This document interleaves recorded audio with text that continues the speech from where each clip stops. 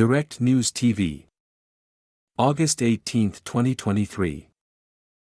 Taliban official says women lose value if their faces are visible to men in public.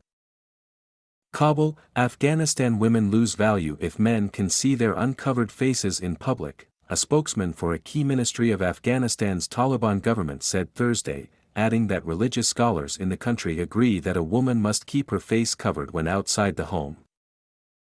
The Taliban, who took over the country in August of 2021, have cited the failure of women to observe the proper way to wear the hijab, or Islamic headscarf, as a reason for barring them from most public spaces, including parks, jobs and university. Maulvi Muhammad Sadiq Akif, the spokesman for the Taliban's Ministry of Vice and Virtue, said in an interview Thursday with the Associated Press that if women's faces are visible in public there is a possibility of fitna, or falling into sin. It is very bad to see women, without the hijab, in some areas, big cities, and our scholars also agree that women's faces should be hidden, Akif said. It's not that her face will be harmed or damaged. A woman has her own value and that value decreases by men looking at her. Allah gives respect to females in hijab and there is value in this.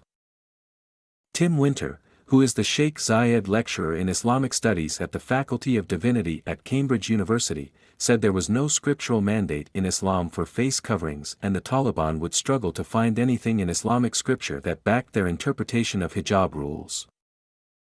Their name implies they are not senior religious experts, he told AP. The word Taliban means students. He said the Taliban operate on the basis of textbooks used in village madrasas, religious schools, and that Muslim scholars who have been to Afghanistan during both periods of Taliban rule have been underwhelmed by their level of religious knowledge. They have just been so isolated from the wider Muslim community. The Taliban's restrictions on girls and women have caused global outrage, including from some Muslim-majority countries. On Wednesday, UN Special Envoy Gordon Brown said the International Criminal Court should prosecute Taliban leaders for crimes against humanity for denying education and employment to Afghan girls and women. Akif, who is the main spokesman for the Vice and Virtue Ministry, did not answer questions about the bans, including whether any of them could be lifted if there were to be universal adherence to hijab rules. He said there were other departments to deal with these issues. Akif said the ministry faced no obstacles in its work and that people supported its measures. People wanted to implement Sharia, Islamic law, here. Now we're carrying out the implementation of Sharia. All the decrees are Islamic rulings and the Taliban have added nothing to them, he said. The orders of Sharia were issued 1,400 years ago and they are still there. He said that under the current administration men no longer harass or stare at women like they used to do in the time of the previous government. The Taliban government also says it has destroyed the evils of drinking alcohol and bacha-batsi, a practice in which wealthy or powerful men exploit boys for entertainment, especially dancing and sexual activities. The ministry is in a fortified compound near Darul Aman Palace in the Afghan capital, Kabul. Women are forbidden from entering ministry premises, some of the guards who were on duty Thursday told AP, although there is a female-only security screening hut. Slogans on concrete barricades praise the purpose of the ministry. One reads, "The promotion of virtues and the prohibition of vices are an effective means of social order."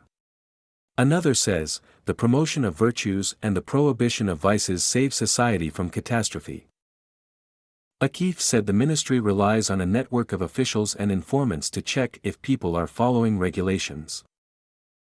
Our ombudsmen walk in markets, public places, universities, schools, madrasas and mosques, he said. They visit all these places and watch people. They also speak with them and educate them. We monitor them and people also cooperate with and inform us. When asked if women can go to parks, one of the spaces they are banned from, he said they would be able to if certain conditions could be met. You can go to the park, but only if there are no men there. If there are men, then Sharia does not allow it.